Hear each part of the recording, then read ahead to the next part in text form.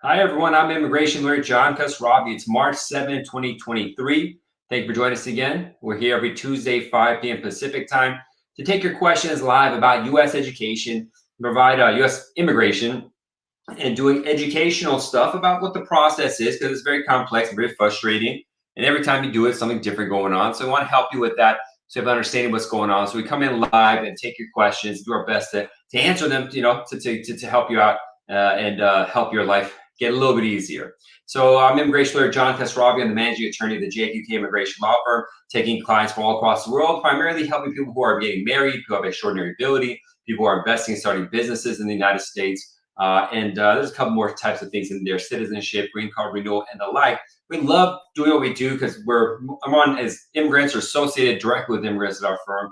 And it's just the greatest thing you can do in the world is help people in the freedom of movement to capture and have a better life in the world. And it's really the best job out there. So I'm really blessed to be in the position that I am. I try to do my best to help other people in any way I can. So you'll find hundreds, and not at this point, thousands of clips online detailing every step of the way for the types of cases we handle. Just look at our YouTube pages, our Facebook, TikTok, Instagram, LinkedIn, all the like. And we have a lot of blogs and ebooks. We have this really good guide called the Ultimate Marriage Green Card Guide. If you go to marriageimmigration.com, that's marriageimmigration.com, you're going to find the Ultimate Marriage Green Card Guide. Download it, 40 plus pages of free content about the marriage and fiance visa process. It's going to help you out a lot with videos and guides and all this kind of stuff. It's going to be really helpful. And then schedule a consultation if you like it. And add to that, we also give away free video consultations for those watching the live show. All you gotta do is like, subscribe, and write consultation or ask a really good question, and we'll randomly pick people every 10 minutes. So you've got 3 free video consultations so we can talk privately in your case, because we can't talk too privately here because it's an open place. I can't get all the information. We have a private chat. It's gonna help out. So that's something I love doing. I love meeting you and talking with you to see who's behind the usernames that are here. So that's gonna be a lot of fun. Having said that, we're gonna start the show. So how the questions coming. Now, the immigration system as we're seeing it right now is just all over the place. We have cases, marriage green card cases we file, that take 8 months, a year and a half to be approved. And then we have recent ones we're filing that are getting approved in 1 or 2 months after filing. That's crazy. Well, it's more like 2 months after filing, but recently a quarter of our cases are getting their work permits a month after filing. So we have marriage case we file. A month later, someone get the work permit. About a quarter of them, one out of 4, get the work permit within 4 weeks. So it's crazy. Then other ones take 7 or 8 months to get the work permit. So that part's frustrating, and it just goes to the unknown aspect of the immigration system of how unreliable it is. We have a viewer, Lindy, saying, hi, happy Tuesday to you too. We got a question on Instagram. Renata asked, good evening, out of good news. My husband finally has the interview date. So, I just went to a couple of interviews in person in Los Angeles and Chatsworth office and downtown LA office for clients doing interviews. The most important thing, one, is to have the documents really prepared, know what's on the documents, and bring originals, for example, and updated joint documents for a marriage green card interview if you're in the United States. I'm guessing your case is in the United States. And be prepared to answer questions about your relationship and your life together. If your spouse is going through the embassy system, consular processing, that again, they don't need to have all the documents in order, the medical and all the stuff like that, and be prepared to talk about themselves and make sure they don't have any issues. So, good tips is be prepared. Now, preparation, the way I see it, is gonna be different maybe than other people see it. So it's hard to get all that information without knowing your details and really have a prep session with you. And it's something we do. People do contact us to have a consultation session where you just prepare them for an interview.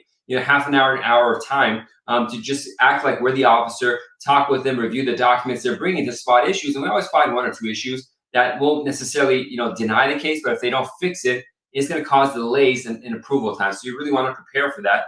But I hope you get good news, Renata. Glad to hear you finally got the interview date, because the interviews are taking forever in a lot of cases. And so it gets very frustrating. So let's get some new questions on YouTube and stuff. Cleo asks, is it true there's a 48-month extension for removal of conditions? Yeah, fortunately, that's the case. So when you get your green card based on marriage, if the marriage, they'll give you a temporary green card called a conditional green card. They do the same for EB-5 investor cases, but we're not going to go there. Now, the process to make that 2-year green card to 10-year green card is called removal of conditions from I-751. This process is so backed up, and the USCIS Immigration Department expects it to be delayed so much that they're issuing 4-year extension notices. So your 2-year green card is expiring. You have 90 days before expiration, within a 90-day window, to file for removal of conditions. when you get a receipt, the receipt notice comes on this thicker paper that, along with the receipt, along with the expired green card, acts as an extension of the green card for 4 years now. So they're expecting this case to take, over 4 years. Extensions for USCIS ahead of time with this piece of paper. So that's good news in one sense, because it constantly USCIS ask for like an extension of your green card. But on the other end, if their expectation is that this takes 4 years, that's like crazy to have to wait that long. Now, if you've been married and living with U.S. citizen, in most cases, not all, we recommend people just file for citizenship when the time comes, and that'll push things forward. But some people sue when it gets too long, when it goes to the longer and longer. They can file a lawsuit for the delays. It's crazy that this is a situation, but yeah, that is the case. They're extending, giving automatic 4-year, 48-month extensions to those filing for removal conditions for I-751 to hold them over while the adjudication is pending. Well, thank you for your comment, your question. Hopefully the situation gets better with regard to these massive delays. El Simon asks, I lost my DACA work permit and sent all the paperwork to USCIS, and I'll receive a notification saying your case has been received and is actively reviewed. So that just means it's pending. How do you get work authorization in the meantime for a lost one? I haven't had this particular situation. Maybe you could contact USCIS and get an info pass appointment to get some sort of work authorization stamp in your passport. I haven't dealt with this particular scenario before, so I'm not sure if that even exists. But it's a mess. If you lose your work permit, you have to pay money to get a new one. It takes a long time. Try sending an expedite request. So now that you have the receipt notice, call them. If you have a need for it, like you need to get a job and they need to see that, let them know. Potentially, they'll expedite the issuance of a new work permit that's sent to you. So that's the probably solution to that, is make an expedite request by calling USCIS and having a need, and maybe have documentation in case they want proof. We could fax it to them later saying, hey, here's proof I have a job or a job offer. I need this work permit. Please hook it up, and they may speed it up. I'm going to take a quick question on Instagram. They can ask, my husband's green card expiration date is in 10 years. How do you know if we should apply for removal conditions or not? So to know if so what happens is, again, I talked about earlier, removal conditions is if your marriage is less than 2 years old when the green card is issued. Typically, USCIS just issues a 2-year green card, and you know that's the case. But USCIS does make mistakes. Sometimes they're supposed to give a 2-year green card and they give a 10-year green card. And sometimes they're supposed to give a 10-year green card and they give a 2-year green card. It's on you to know and to properly file. So what you need to do is get your marriage date and then see the date that they became a card holder. If they did adjustment of status, it's when you essentially the green card issuance date. If you did it through the embassy, it's the day you enter the United States. If the green card issuance date is within 2 years of when your marriage happened, you're supposed to get a 2-year green card. If the green card issuance date is after 2 years of marriage, then you get a 10-year green card. Now, an important note, I had a viewer who watched this and scheduled a consultation last week. And in their situation, they had the green card issued. It was supposed to be a 2-year green card, but the USCIS issued completely incorrect dates on their green card. On the issuance date, they just made up a date that made no sense. So it caused confusion and havoc in their case. So you want to make sure the approval date is the correct date. Again, if you're coming from consular, if you got a consular immigrant visa, then it's the day you enter at the airport. If you did it in the United States, then it's the date that the green card is approved. You got the notice. Typically, it's your interview date if you had an interview, or when you got the green card approval notice, is that date. Now, Nikki, my wonderful assistant Katrina named you as our winner for our raffle. So if you want to have a private video consultation, top right corner, that is you. Email it to me at info@jqklaw.com. We can schedule a private consultation to do a private review of this. I can answer your private. Once I see your green card and your marriage certificate and all that kind of stuff. But thank you for your message. For those just tuning in, we give away free video consultations. All you got to do is like and subscribe, and either write consultation once or write a good comment and write consultation, or just write a good question or comment. And we'll randomly choose people, and we'll get a private consultation. And then we've got 2 more to give away. So be prepared for that. Also, if you're interested in a marriage green card or fiance visa, download the Ultimate Marriage Green Card Guide at marriageimmigrationlaw.com. That's marriageimmigrationlaw.com. 40+ pages of great info breaking down the process from A to Z. It's very helpful, and you want to look at it before you talk with an immigration attorney because you have better questions to ask. You don't want to go in to immigration attorney and talk about basic stuff. You want to get the basic stuff out of the way so you can talk next level kind of stuff, so you can really tell if the attorney's good at what they're doing, and get the questions you want answered based on your situation. It's going to be very helpful. A lot of people contact me saying they want to do a bunch of work and get a lot of success because of reviewing the guide. It's a wonderful thing out there. But Thank you a lot. Let's get the next question. Rocker World asks, if a green card is approved and my wife is from another country, do I mail to her the green card or she gets it? Um, if the green card is approved, either she's in the United States and gets mailed to you, or she's out of the US and her green card is not approved, her immigrant visa is approved. She needs to fly in. Upon entry to the United States, she becomes an immigrant visa holder. And as long as you pay the fee, the immigrant visa fee, the green card gets mailed to you at the US address. So I'm not sure which way your case is going, but that's how it happens. It's going to be a mail to the US address. Also, what does it mean? I don't know. Sammy asks, hi, Mr. John. If you're pulled over by police and check your driver's license by his car, but they also issue a ticket or warning, should I mention the N400? So the form N400 citizenship asks about being detained or getting, or arrested and stuff like that. If you just pull over and they talk to you, that's just an interaction with the police officer. I don't know exactly what happened there. But if you're just interacting and you could have left and stuff, I was just talking to the officer, that's typically not something that we put on the immigration forms. Community asks, does it make sense to upload additional photos to the USCIS portal after submitting the I-130 application? It doesn't make sense. Yeah, if you didn't submit enough, yeah. But in our firm, we don't submit a case until we got overwhelming amount of evidence. So there's no need to upload more stuff. I haven't seen your case. I don't know how strong your case is. Typically, I don't like adding stuff after the fact because it may confuse the officer. With the new online system, they do give you the opportunity to upload more documents. But I don't want to just go back and forth and create more work for them. So, if you had a good case, then no. But if you had a weak case, then yeah. I don't know the details of your case, but hopefully it was good. Muburi asks, what can I do if I'm on an F1 student visa? I want to work outside of school. Well, you're going to get OPT or CPT, or if there's a financial need of some sort, you can make a special request for that. But you got to find a legal way to do it. So you just got to research the rules and get it all together. Finding My Health says, am I able to obtain a travel with advanced parole if I was deported before?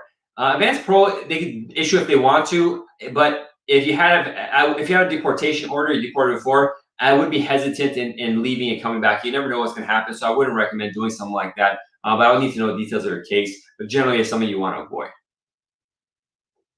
Nevi asks, is there any way to expedite when you have 4 kids, U.S. citizen, and wife? 4 kids, U.S. citizen, and wife. Expedite what? Your I-130, your interview, your F400. Some of them yes, some of them no. You can try explaining anything if you have a good reason, but just having U.S. citizen family members doesn't matter. You need a reason to expedite, and then it depends on what you're trying to expedite, whether it's something that's really worth doing. Danny asks, can we renew our passport after getting green card by asylum? So the asylum rules say you're not supposed to take advantage of the benefits of the home country that you commit asylum from. So technically, you shouldn't travel there. You shouldn't use the passport or apply for a new one. In practice, I haven't seen them be strict about this, but the rules say no. But whether they're going to hassle you, that's on them. As a lawyer, I just have to follow and tell what the rules say, which is don't participate with the home country. By getting a passport, you're kind of like working with them. So they don't want you to do that. So the answer I have to give is I would avoid that. Travel, that's the best thing to do, the appropriate thing to do in this kind of situation. We got a couple of questions on Instagram. Max asked, does the waiver apply to employment green cards? Our firm does handle 601 waivers apply to anything, but I need to know more about your case to see if it's appropriate or not, and whether you have a qualifying relationship, all that kind of stuff. So just email us and schedule a private consultation about that. Thank you for your question. Sam asks, can I go back to my country for 3 months? I have a green card since past 5 months by diversity visa. Yeah, you can visit your country for a couple months. That's fine. Just don't stay there for 6 months or 5-6 months, and don't habitually be outside because it's going to delay your citizenship process. We'll take some more questions on the other apps. Sambria asks, can I go back to my country within 6 months green card? Okay, I just answered that. You answered on multiple platforms, it seems, but we took care of that question. Proud Mommy asks, can I join the military if I came across the border? The rules on people and MAVNI, a program MAVNI, are changing. I'm not up to date on what's going on with it, but typically you have to be a green card holder recently, or at least a citizen, to apply for military service. They had programs for people that are undocumented. I'm not sure what the status of this program is right now because there's lawsuits about it. I think they're reopening it, but it was shut down for a long time. but I don't have up-to-date information. I'm not sure exactly what they're doing today, or if the lawsuits are still pending on it to make a final decision on it. Canadian girl asks, what happens when the I-130 is approved and sent to state? So your I-130 is a proof that your relationship is real. And then once it's approved, they send it to the State Department. And it depends on what kind of I-130 it is. So I-130 is for applying for a family member. So if you're applying for like a spouse, for example, then you start working with the National Visa Center to upload documents and eventually get an appointment. But if you're applying for a citizen, applying for a sibling, that case can take 14 years or 15 years or something like that. So it'll stay with the State Department until the time comes where your case is current, is what they call it, is ready. And at that time, you upload the documents to the National Visa Center to be able to schedule an interview. Depends on what kind of I-130 you have, but essentially, you got to start doing the next step of work called consular processing with the National Visa to finalize an appointment, get an interview, have success at the interview, hopefully, do a medical checkup, and get the immigrant visa. Sandra asks, how long are the pardons taking? We've been waiting since December. Pardon, I'm assuming you mean a waiver, a 601 waiver, a 601A waiver, a 601 waiver. Unfortunately, they're just not deciding those. So we're seeing cases take 2 or 3 years and are still pending that are not decided. When it takes that long, if you have the situation, you can do it. A lot of times people are just filing lawsuits and suing the government for the delay, but there's no end in sight into how long 601 and 601A waivers are taking right now.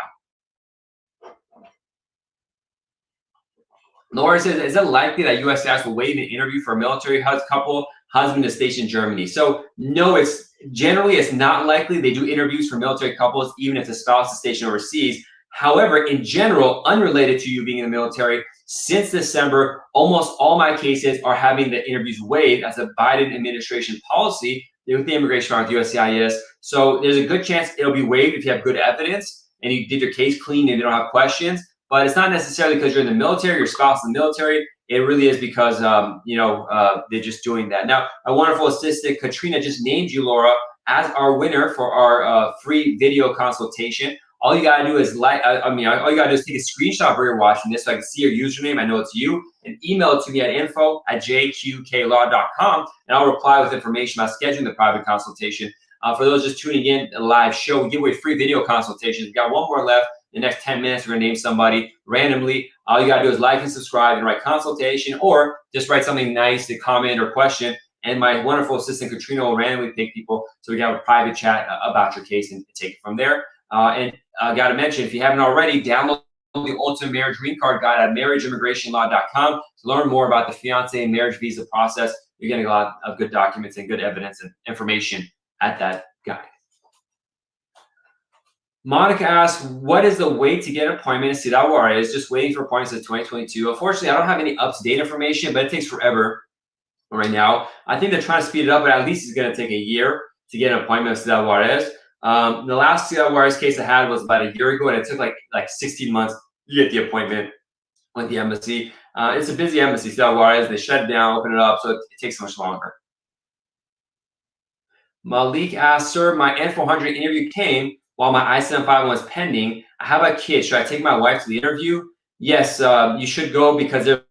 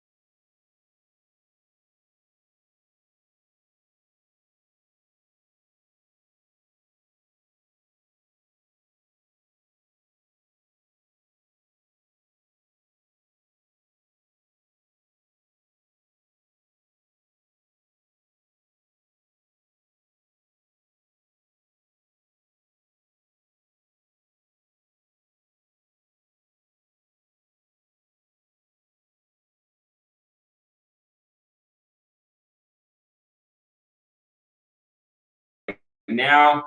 All right, everybody. Thank you for watching it on the live feed on YouTube and Facebook and LinkedIn. We're back, and hopefully we didn't lose a couple of questions. But let's get back into it. Unfortunately, the internet went a little crazy. I'll take a quick question on Instagram. Why won't my assets be accepted for affidavit support? Well, it depends on how you show your assets, but they're strict on that. The embassies don't really help you out on that, so that may be a thing. But let's take some more questions on the other pages. You need to talk to the immigration lawyer, but unfortunately, they're not helpful when it comes to the assets. Okay, we answered Malik. What should your I-751 interview is happening? You got to take your spouse there. They're going to do the citizenship case at the same time.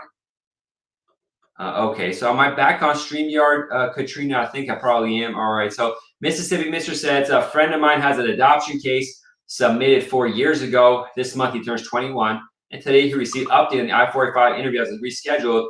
What could that be? I don't know. That's their case. There's too much going on there. I'll need to talk to your friend and see what's going on. Have a consultation with them. She asks, is there any way to expedite step sibling petitions? Immigration? No, there's a line for siblings, and they just gotta wait through it. No way to expedite. You can expedite the I-130, but that's not a wise thing to do. But there's a line that exists that you just gotta deal with. Quick note on TikTok: please don't ask the same question over and over again. It makes us confusing. We have to take you out of the feed if you keep doing that, because it makes it hard to keep track of the questions. So we see how a couple people ask the same questions. We may have to just avoid your question if you repeat it just as a negative prong for doing that. So please stop to avoid that kind of problem from happening. All right, what's the next question we have coming up? Ahil asks, I just married a U.S. citizen. I have a green card for 2 years. When can I file for citizenship? Well, if you want to do the faster, so-called faster way in this kind of case, it's 3 years after you got married and living with your spouse. But at this point, you've had your green card for 2 years. 3 years from now, you're going to have to file. You're just going to have to do the regular citizenship part. Just probably wait 3 years, most likely. A user 92 says, can I get married and apply for adjustment of status before 90 days B2 visa? Can you? Generally, yes. It depends on your case. I can't tell you what to do because that'd be individual legal guidance. In general, it's not impossible to do that, but there's a larger discussion going on about how you enter the United States, what your intent was, how it looks, if they want to accuse you of fraud or misrepresentation, if you're married to a U.S. citizen as opposed to a green card holder. There's a lot of different factors you got to analyze there to see if it's appropriate for you to do that or how risky it'll be. So it's something you got to talk about in private. I'll say one of our regulars, Lucia, says, hi, John, can you contact the embassy about a visa interview? If so, what should you tell them? Are you saying like there's a delay in the embassy and you wanted to move the case forward? You contact them, request an expedite. Usually doesn't work. They usually don't care, but you always give it a shot if you have good facts.